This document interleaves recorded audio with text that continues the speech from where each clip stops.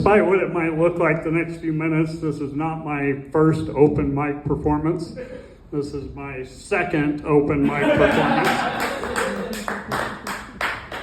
I'd like to apologize to those of you in the crowd. I will be, just like a first timer, it'll be a little nerve-wracking, it will be a little awkward, and I probably will finish early and without warning, so.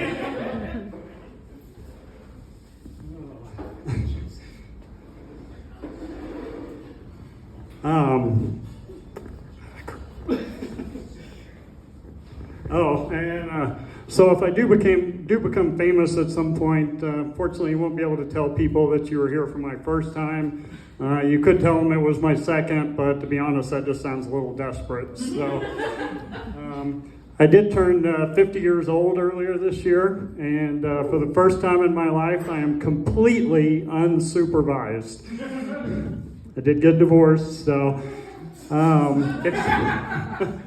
it's not quite as wild as it sounds, though. Basically, that means there's nobody to tell me that I can't start a movie after 8 o'clock at night. I am a suburban dad, so it's not like I'm going to be out all night doing drugs and chasing hookers or anything. I have made some bad decisions, however. I decided to start exercising. And I kind of needed to after a year of the pandemic.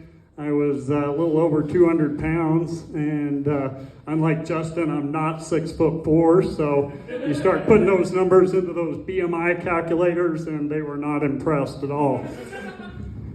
I decided at that point that the one exercise I could do was walking. Walking's a great exercise. You don't need a lot of special equipment or training. All you have to do is get your butt off the couch and get out there.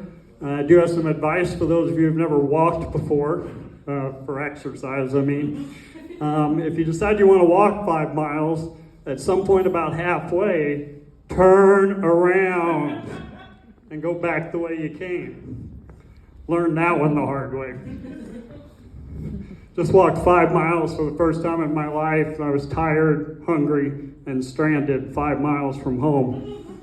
I had to Uber back by way of a McDonald's drive-thru. I do live alone, and I have a Costco membership. I know that doesn't make a lot of sense because there's no reason why I should be buying green beans by the crate. But there are 2 things I like to get at Costco, pizza and gas. For $2, I get a slice of pizza, and the gas is free. When I decided I might want to try this comedy thing, I did a little research on the internet. Like that weird uncle of yours who's now a anti-vaccine expert after just 5 minutes on Google, I came to a shocking discovery. Did you realize that there's an extreme shortage in this country of of white middle-aged male comedians in this country? It's true. They're almost as rare as a white supremacist at a Trump rally. But armed with that knowledge, I decided I needed to get on stage and be a voice for my people. In addition to being white, middle-aged, and male, I got divorced in 2020. That also puts me in a very select group of comedians. But I think the reason that I want to have somebody in my life at this point is just so I have somebody to help me fold that stupid fitted sheet that goes on the bed. At this point, sex is optional, but that sheet's got to get folded. A friend of mine who's never been married before said, Kyle, you're single now, just don't fold the sheet, who cares? And so I had to explain to him the difference between being single and being divorced. Being divorced is like being an ex-Navy SEAL. For years and years, you trained and trained for things that didn't seem to make a whole lot of difference in life. But you did it so that when the crap hits the fan, you don't have to think, you just react. Well, after 27 years of training, when that sheet comes out of the dryer, I don't think, I just react.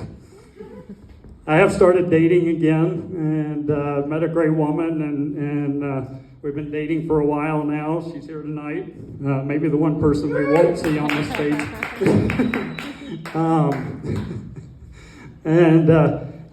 She's great. She answers my phone calls. Yes, we're old. We still call each other.